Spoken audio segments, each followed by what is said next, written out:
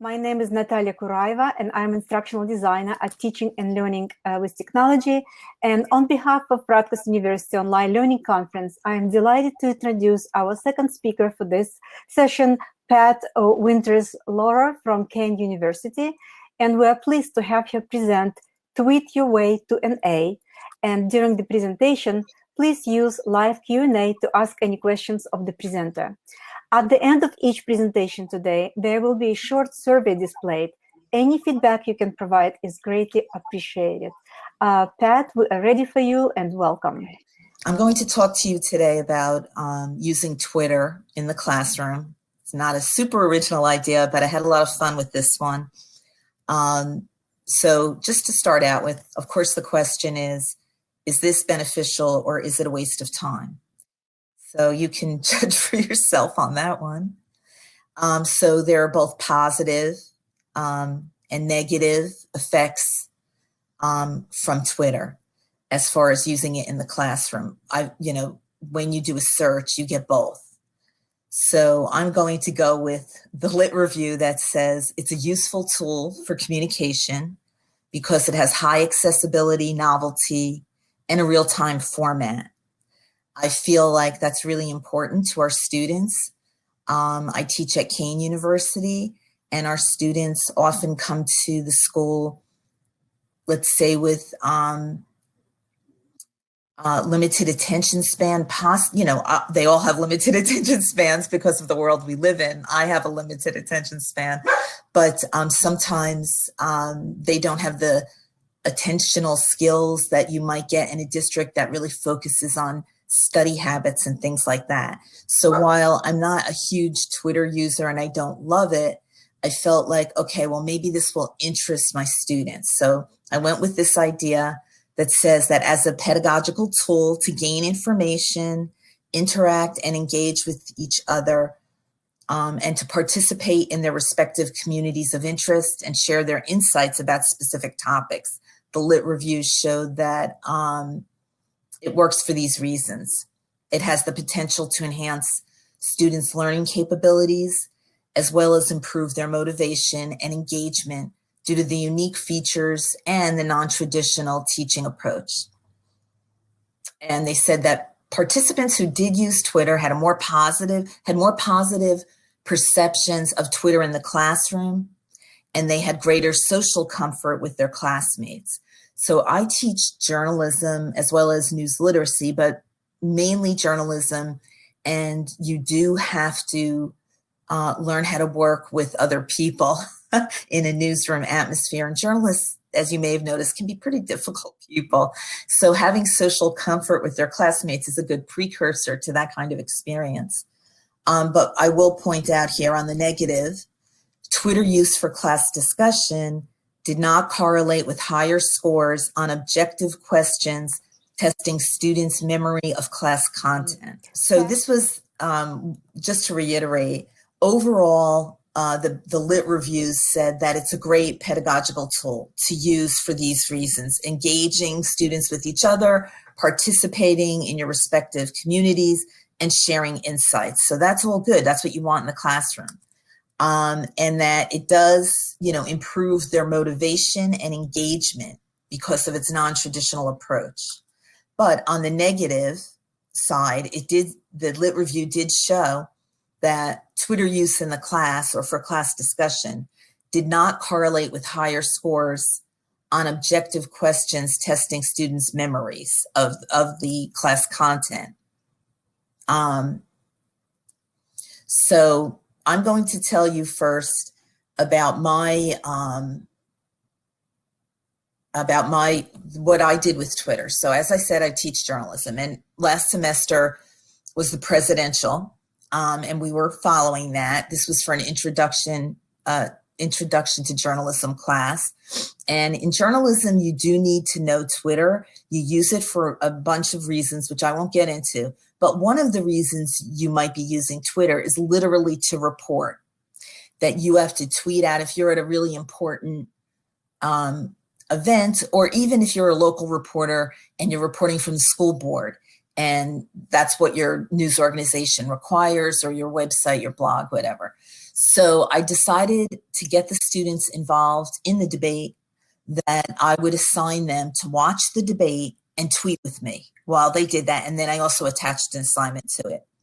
Before I get into it, I wanted to say that it's not just for debates, right?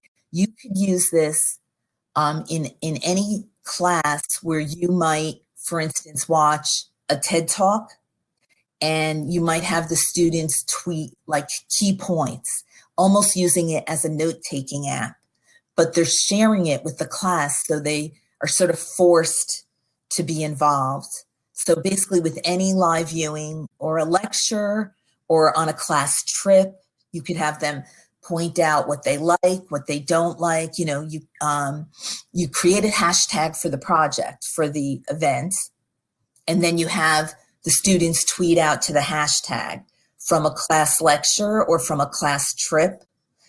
Maybe you could even have them using the hashtag to say, oh, you should check out this exhibit, and that sort of thing. And then you can, if possible, if you're in a classroom, if you can show the tweets under the hashtag, like at the end of the class, perhaps not do it live because it might embarrass students to have it live.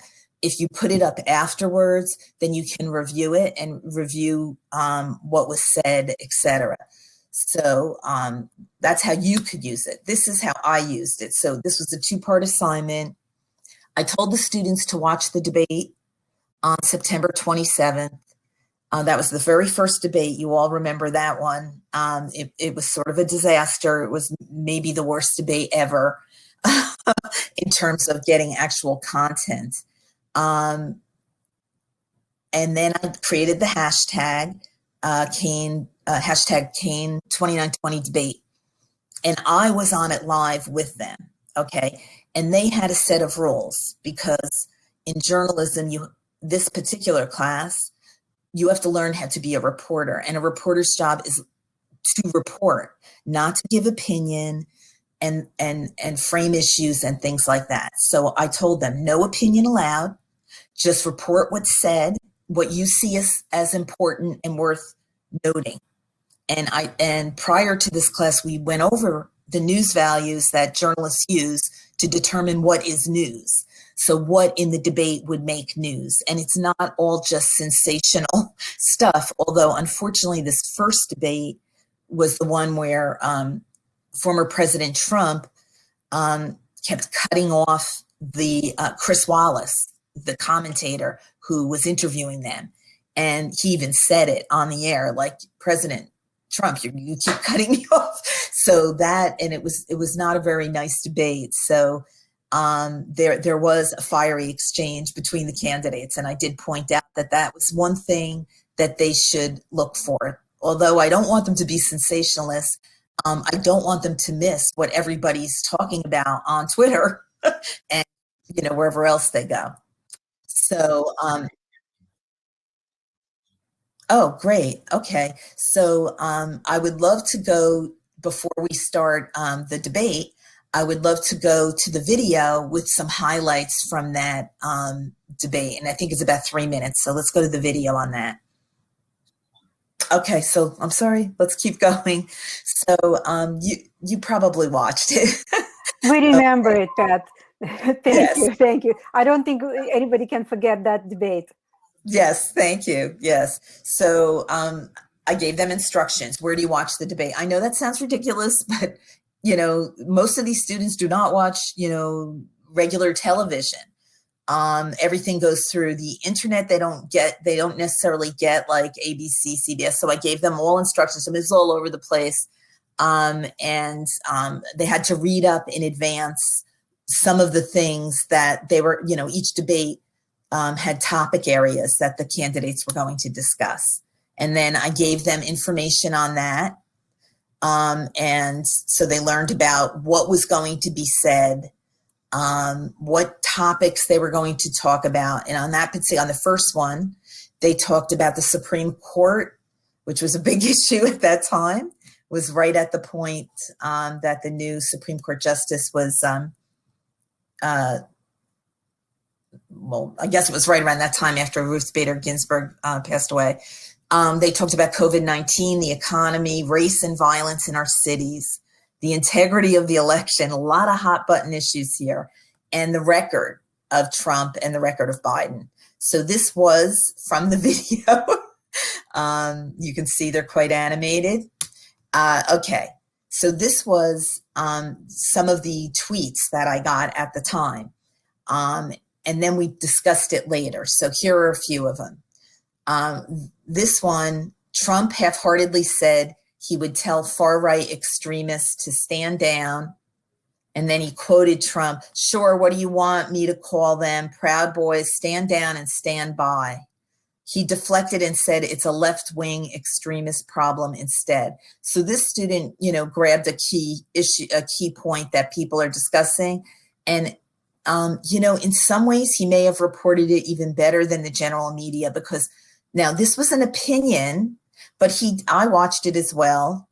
I'm not a Trump supporter. I'll be open with you, but he did say half-heartedly. So, as usual, it was hard to tell with Trump. Was he joking or did he mean it? But he did say those words, and it was repeated a lot the next day or that evening, that moment. Then students reacted, like saying it was shocking, which they weren't supposed to do. They called the incoming, the candidate, Joe Biden, they called him Joe. Okay.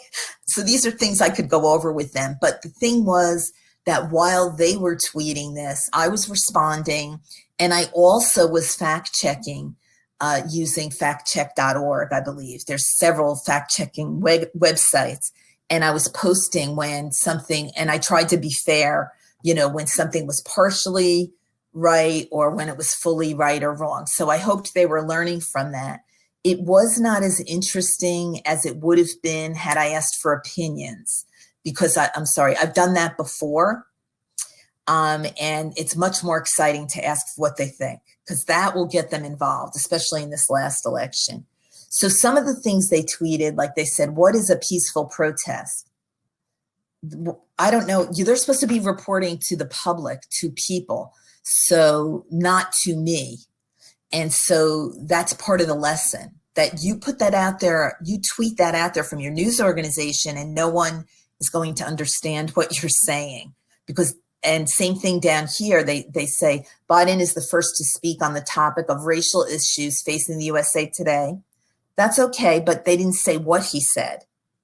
And I know the students, so I know what they tweeted, and what they should have tweeted, that's fine. But then they should have said, what did he say? Because that's what the audience wants to know. The second part of the assignment was not to write a story, which you would think if you were a more advanced class. This happened in end of September. My students were not writing news stories yet. It takes us quite a bit of time to get to the point of reporting objectively on a news event. So I asked them to list the points that they would put in a story were they to write a story, give the mood, describe it, use descriptive words, state if there was anything dramatic or unusual that happened, and then to give a direct quote and that sort of thing. And what did they feel that needed to be included that maybe I didn't ask about? And also, what question elicited the most dramatic response? So these are some of the points they made. Trump and Biden did not shake hands before the debate, and then said due to COVID-19 guidelines, because at first a lot of people were tweeting out that they didn't shake hands. This student, checked it out, and that was why, because of the COVID-19 guidelines. Big issue here, Trump did not condemn white supremacists. When asked about racial issues in the USA Today, Trump responded about the Proud Boys. That was the response: stand back and stand down. And then Chris Wallace asked directly, and you would have seen this in the highlights reel. I'm sorry we weren't able to see that, but he asked him directly to condemn white supremacists, and he never actually did do that directly. So that was a big issue. Now, of course, it depends what media you watch, but if you watch objective media, if you read the Associated Press, which is very objective, did point out these issues. And then one student even got into the camera strategy, which I thought was interesting, and which is true. He said that Biden talked right into the camera, which he did. Other key points, Trump constantly interrupted Biden. Now, these are all things that my students would not have captured if they weren't using Twitter. I'm telling you, because they would not have really watched it very thoroughly. And the fact that I was on the line with them while they were tweeting gave them motivation to really watch it. So these were some of the other things. I think we're about to wrap up here. So I'm going to switch through. I don't have the timer here. Are we about to end? Okay, so some of the other things, they talked about the attitude. These are answers. The attitude, mood of the candidates and questioners was exasperated, to say the least. And then they said Trump wanted a street fight. Now, you're not allowed to say that as a reporter, as an objective reporter, not what you're seeing on MSNBC and Fox News. And I'm not equating the two because they're not the same. I'm not going to get into it. That's all news literacy. But they're labeling that he didn't say, I want a street fight. So there were better ways of describing that. And so it's very clear in their response where they side. And that is what he got. Trump was petty and he did not make one valid point the entire debate. Now, you're not allowed to say that. I mean, let the reader decide what was a valid point. And he made points. I would agree that, as a human being, I didn't like the display, but their job is to describe it, and it's a tough thing to learn. For Biden, on Biden's part, they said he seemed flustered and frustrated and not being able to get his point across. And that is labeling too, but he actually said at one point, which might have been a better way of doing it, just say what he said. And he actually said something like, what are we talking about here? Which I do all the time. Chris Wallace felt like a preschool teacher. You're not allowed to say that. I understand why they felt that, but they're talking about their feelings. Your job as a reporter is to report other people's statements, events, feelings. So what was dramatic? They brought up the son, Biden's son, who passed away from brain cancer, and also brought up his other son, Hunter, who was an issue, and called him a loser. And so that really hit home with them. And they said that Biden said he was proud of him, which is right. He did. But then they said he's reassuring to the millions of Americans involved in the nationwide opioid crisis, because Hunter Biden had an addiction problem. And he said that. You all understand that, or many of you understand that. The thing is that you're not allowed to say what is reassuring to the millions. You could just say he reached out to the millions of Americans, like if you interpret his statement. So there's a really fine line. Pat, fascinating. I love how you use the Twitter. I actually have a quick question, if you don't mind. We have about 1 minute left, or a couple minutes left here. How do you find, what was more beneficial using Twitter versus just a simple discussion board? What did you find useful with the Twitter? I'm not sure what you mean by a discussion board. Like if you're online and you're using LMS like Canvas or any other LMS, and you can just use discussion board for that going back and forth, but you chose Twitter, what was the, the better? Well, I mean, first of all, I'd have to then stream the debate into the classroom. They'd have to sign in, they can be anywhere. I see. And with anyone. Do you know what I'm saying? They could be sitting in their living room with their parents or whatever. So that was one beneficial thing. I was sitting in the living room with my family and tweeting. And I think, I guess you could use the discussion board, but it seems more like school. And this seems more like what they do for fun. And they had fun with it. And I think they learned. I don't know. Let's hope so. I think so. Well, thank you so much. We have 1 minute. So do you have any comments?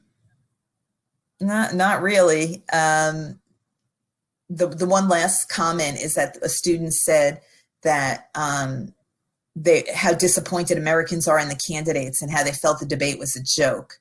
So they didn't tweet this. This is how they felt about 8, which was sad. Right.